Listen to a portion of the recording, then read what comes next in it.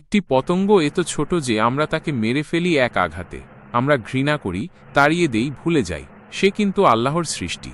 সে একটি মাছি, তবু সে হতে পারে আমাদের জন্য জ্ঞান, শিক্ষা ও জাগরণের দ্বার। চলুন খুলে দেই সেই দরজা। কুরআনের কণ্ঠ থেকেই খোঁজে নিই মাছির পরিচয়। আল্লাহ তাআলা বলেন, হে মানবজাতি, একটি দৃষ্টান্ত দেওয়া হল, মনোযোগ দিয়ে শোনো।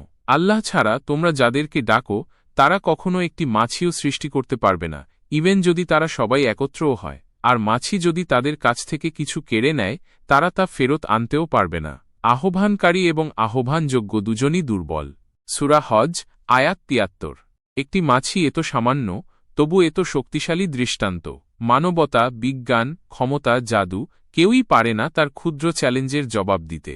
আল্লাহ একটি মাছির মধ্য দিয়েই ভেঙে দেন সৃষ্টির অহংকার। এই মাছি আমাদের মনে করিয়ে দেয় আমরা কিছুই নই তিনি ছাড়া। মাছিকে নিয়ে রাসূল সাল্লাল্লাহু আলাইহি ওয়াসাল্লামের রয়েছে এক বিস্ময়কর হাদিস। বর্ণনা করেন মাছির অলৌকিক রহস্য। রাসূলুল্লাহ সাল্লাল্লাহু আলাইহি ওয়াসাল্লাম বলেন, যদি পানীয়তে মাছি পড়ে যায় তবে তা ডুবিয়ে দাও, তারপর উঠিয়ে ফেলো, কারণ মাছির এক ডানায় রোগ, অন্য ডানায় প্রতিষেধক থাকে। সহিহ বুখারী। যুগ যুগ ধরে মানুষ বোঝেনি, অথচ আজ গবেষণাগারে বিজ্ঞান জানায় মাছির শরীরে আছে এমন অ্যান্টিব্যাকটেরিয়াল উপাদান যা জীবাণুর প্রতিকার করতে পারে।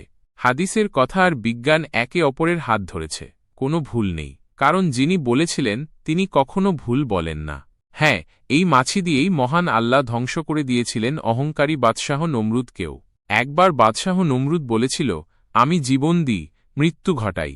সে চ্যালেঞ্জ করেছিল আল্লাহর নবী ইব্রাহিম আলাইহিস সালামকে। তাওহীদের ডাক তাকে পাগল করে দিয়েছিল। আল্লাহ তাকে শিক্ষা দিলেন, কি দিয়ে? একটি মাছি দিয়ে।